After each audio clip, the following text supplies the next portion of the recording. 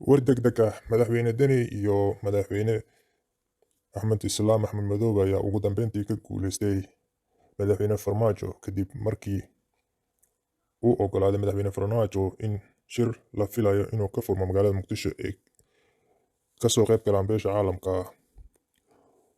Wararka naga soo gaaray magaalada Muqdisho ayaa sheegaya in maalmaha soo socda uu magaalada Muqdisho ka furmi doono shir u dhexeeya madaxda dowladda federaalka Soomaaliya iyo kuwa dowlad goboleedyada. Ujeedka shirkan ayaa ah si loo dhammaystiro heshiiskii 17 Sebtembar ee sanadkii 2020 kaasoo qeexaya habraaca muhiim u ah doorashooyinka dalka maadaama weli muran xooggan uu ka taagan yahay.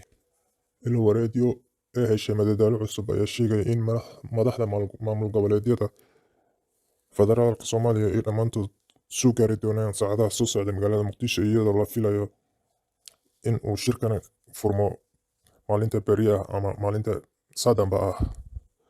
Xogta ee heshay madadaalo cusub ayaa sheegaysa in shirkan ay garwadeen ka tahay beesha caalamka iyadoo hore madaxweyne Farmaajo aad u diidanaa in beesha caalamka shirkan garwadeen ka noqoto, laakiin ugu dambeyntii cadaadis xooggan oo kaga imaanayay madaxweyne Deni iyo madaxweyne Madoobe ayaa madaxweyne Farmaajo ku qasabtay inuu ogolaado in beesha caalamka shirkan garwadeen ka noqoto iyada maamusho. Warar aan la xaqiijin ee heshay madadaalo cusub ayaa sheegaya in shirka uu ka dhici doono xarunta Xalane oo xarun u ah beesha caalamka kuna sugan yihiin dhammaan xubnaha beesha caalamka oo dhan.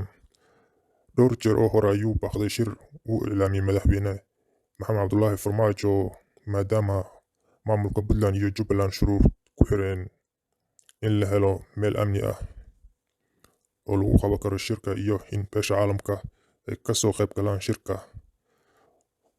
Wixii warar ay kusoo kordhaa kala soco madadaalo cusub. Subscribe star. Masanid.